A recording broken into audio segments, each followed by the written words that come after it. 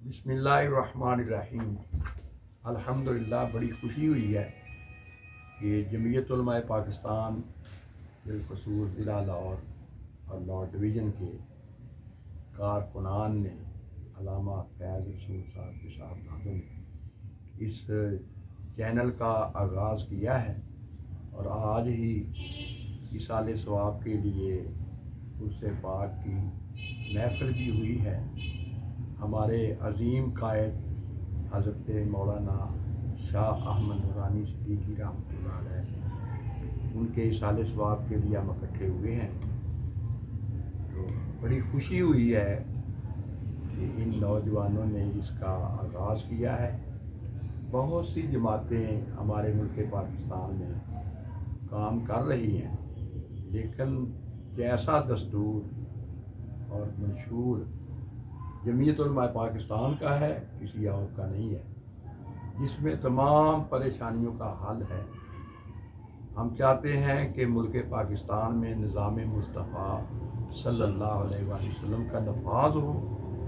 اور مقام مصطفیٰ صلی اللہ علیہ وآلہ وسلم کا مکمل تحفظ ہو۔ الحمدللہ بالخصوص عوام اہل سنت کے لیے یہ بہت ہی خوشخبری کی بات ہے، اور اس سے باقاعدہ طور پر ہمیں جمعیت علماء پاکستان کی خبروں سے ہمیں آگاہی حاصل ہوتی رہے گی، اور میں دعا گو ہوں کہ اللہ جل شانہ اپنے فضل کریم سے، اپنی رحمت سے اس چینل کو کامیابی عطا فرمائے، اور آئندہ بڑھ چڑھ کر اس کو چلانے کے لیے بھی ہمیں کوشش کرنی چاہیے۔ اللہ تعالی ہماری اس آرزو کو اپنی بارگاہ میں قبول فرمائے اور ہم سب کو اجر عظیم عطا فرمائے۔ وآخر دعوانا ان الحمدللہ رب العالمین۔ آپ کا سلسلہ نسب سیدنا صدیق اکبر رضی اللہ تعالیٰ عنہ سے، اور سیدنا صدیق اکبر رضی اللہ تعالیٰ عنہ کا سلسلہ نسب مرہ بن کعب پر تقریباً 7ویں پشت پر جناب رسول اللہ صلی اللہ علیہ وسلم سے جا رہی۔ اس طرح سیدنا صدیق اکبر کے بعد آپ کا سلسلہ یوں کہہ لیجئے کہ حضرت مرہ بن کعب سے پر جا کے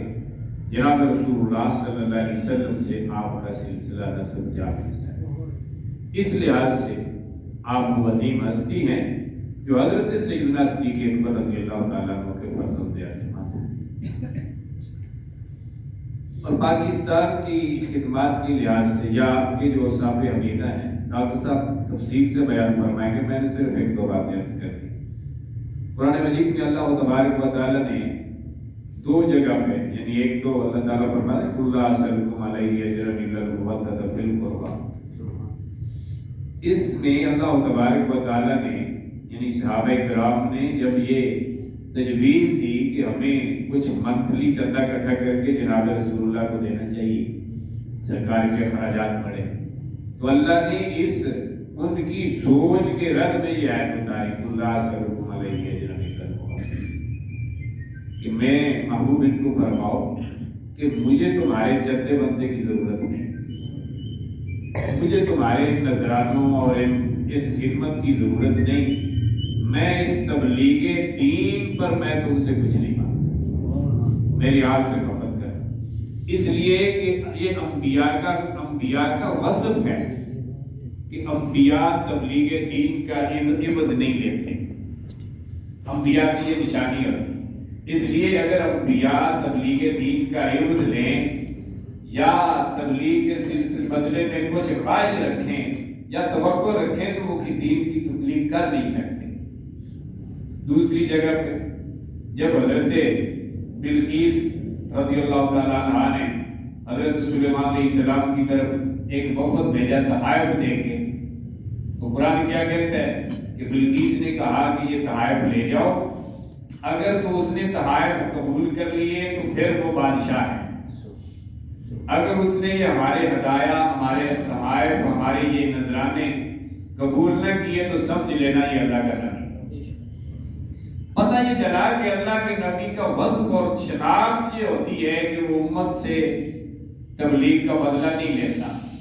اگر لے تو پھر نبی نہیں ہوتا۔ یہ وصف انبیاء کا ہے اور آج جس ہستی کا ذکر کرنے کے لیے ہم جمع ہیں، یہ وصف انبیاء کے بعد اگر رب نے کسی کو عطا کیا تو اس ذات کا نام امام شامل رکھا کہ زندگی مبارک میں کوئی بندہ یہ ثابت نہیں کر سکتا کہ حضرت نے کسی جلسے سے کوئی پیسہ لے لیا ہو، یا حضرت نے پاکستان سے یورپ جانے کا کسی سے ٹکٹ لے لیا ہو، یا کراچی سے پنجاب آنے کا کوئی ٹکٹ لے لیا ہو۔ کوئی بندہ ساری زندگی ثابت نہیں کر سکتا۔ اور مزے کی بات یہ ہے کہ اللہ تبارک و تعالیٰ نے آپ کی حفاظت بھی یوں فرمائی کہ یہاں سے کسی الزام کا کوئی شیبہ بھی تھا، میرے رب نے اس کو بھی روک کے رکھا۔ مثال کے طور پر دیکھیں، مثال کے طور پر 1988 میں جب الیکشن ہوئے، آئی جی آئی بنی، اس کے اوپر جب جی آئی ٹی بنی اور ریسرچ ہوئی، سپریم کورٹ نے یہ فیصلہ دیا کہ آئی جے آئی کی کوئی بھی جماعت ایسی نہیں تھی جس کو ایجنسیوں نے پیسے نہ دیے ہو۔ یہ سپریم کورٹ کی تحقیق، کوئی جماعت ایسی نہیں تھی، آئی جے آئی میں 9 جماعتیں تھیں، اور 9 جماعتوں میں سے کوئی جماعت ایسی نہیں تھی جس کو ایجنسیوں نے پیسے نہ دیے ہو، چاہے وہ جماعت اسلامی ہو چاہے کوئی اور ہو۔ 9 جماعتوں میں سے کوئی بھی ایک ایسی جماعت نہیں تھی جس کو ایجنسیوں نے پیسے دے کے آئی جے آئی میں نہ دھکیلا ہو۔ لیکن میرے رب کی شان یہ ہے کہ آئی جے آئی سے پہلے حضرت کا اتحاد مسلم لیگ سے ہو رہا تھا، اور میرے رب نے حضرت کو یوں صاف نکال دیا کہ قیامت کی صبح تک کوئی بندہ الزام نہیں لگا سکتا کہ حضرت نے کسی ایجنسیوں سے پیسے لے لیے تھے۔ یہ حضرت کا یعنی وہ خاصہ اور وہ صفت تھی جو میرے رب نے بدرجہ عطم دے رکھی تھی کہ کسی سے نہ نذرانہ لیا، نہ کسی سے جلسے کا کوئی پیسہ لیا، نہ کسی سے نکاح کا کوئی پیسہ لیا، بلکہ فیصلہ باد میں ایک آپ نے نکاح پڑھایا تو آپ کے مرید نے 1 لاکھ 1970 سے بھی پہلے کی بات کر رہا ہوں، 1 لاکھ روپیہ آپ کے مرید نے آپ کو دیا۔ آپ نے اس محلے کے امام مسجد کو بلایا، فرمایا یہ آپ کا آگے لے لیں، اور اس امام مسجد کا نام مولانا سعید اسد صاحب تھا، یہ آپ کا آگے لے لیں۔ یعنی اس قدر اللہ تبارک و تعالیٰ نے، بہرحال حضرت ڈاکٹر صاحب کے بلا تفصیل سے بیان فرمائیں گے، رب ذوالجلال نے یعنی ایک طرف نسب مبارک سیدنا ابوبکر صدیق سے جا کے ملتا ہے، اور دوسری طرف سلسلہ طریقت کا عالم یہ ہے کہ آپ کے والد ماجد حضرت عبدالعلی میٹھی رحمۃ اللہ تعالی علیہ اعلیٰ حضرت کے خلیفے ہیں۔ پاکستان میں بڑے بڑے رضوی ہیں، نورانی صاحب سے بڑا رضوی کوئی نہیں، باقی سارے نام کے رضوی ہیں۔ نورانی صاحب کی اولاد دوسری پشت پہ رضوی، یعنی پہلے خلیفہ حضرت شاہ عبدالعلی میٹھی آپ کے والد ہیں، اور دوسری نسل میں آپ اعلیٰ حضرت کے دوسرے درجے میں، مطلب ایک واسطے سے خلیفہ ہیں۔ اس لحاظ سے آپ پاکستان میں سب سے بڑے رضوی بھی ہیں اور سب سے بڑے الحمدللہ بریلوی بھی ہیں، اور اس بڑی اپنی خدمات ہے۔ بہرحال کیونکہ وقت مختصر ہے تو میں اظہار خیال کے لیے دعوت کہ ہم نے کہا کہ مولانا شاہ نورانی صدیقی کو آپ جانتے ہیں، جو مسلک ان کا ہے وہ ہمارا ہے، اور اگر مولانا نورانی کے مسلک پر ہے تو پھر آپ سب سے بڑے سنی آپ۔ تو یہ بات ہے کہ مولانا نورانی رحمۃ اللہ علیہ کا سیاسی کردار پاکستان میں بہت بڑا کردار ہے۔ آپ اکثر سنتے رہتے ہیں 70 میں آپ قومی اسمبلی کے ممبر بنے، اور جمعیت علماء پاکستان اس سے پہلے غیر سیاسی جماعت تھی، جماعت موجود تھی لیکن سیاست میں انتخابات میں جمعیت حصہ نہیں لیتی تھی، جو بھی آ جاتا تھا اس کے لیے نعرہ لگا دیا جاتا تھا۔ اگر ایوب خان آیا تو آدھے اس کے ساتھ تھے، آدھے فاطمہ زہرا کے ساتھ تھے، ایسی ایک سسٹم چل رہا تھا ہمارا۔ لیکن مولانا نورانی رحمۃ اللہ علیہ 1970 میں تشریف لائے پاکستان، کیونکہ آپ اپنے والد صاحب کے وصال کے بعد 1953 میں آپ کے والد صاحب کا وصال ہوا، اس کے بعد 54 سے لے کر 69 تک آپ نے غیر ملکی دورے پوری دنیا میں، کیونکہ ان کے والد محترم شاہ عبدالعلی صدیقی میٹھی رحمۃ اللہ علیہ وہ ہیں اعلیٰ حضرت شاہ احمد رضا بریلوی نے اپنے کچھ شاگردوں کو اپنے اشعار میں یاد کیا ہے، ان میں ایک نام شاہ عبدالعلی صدیقی رحمۃ اللہ علیہ۔ آپ کے والد محترم کو اعلیٰ حضرت نے جو حکم دیا تھا کہ آپ دنیا کی زبانیں سیکھیں، آپ نے اس دور میں آپ اندازہ لگائیں کہ آج سے 100 سال پہلے آپ نے 35-36 زبانیں سیکھی دنیا اور پھر پوری دنیا کا دورہ کیا. آج تو ہماری بدقسمتی ہے نا کہ لاہور سے ایک عالم دین اگر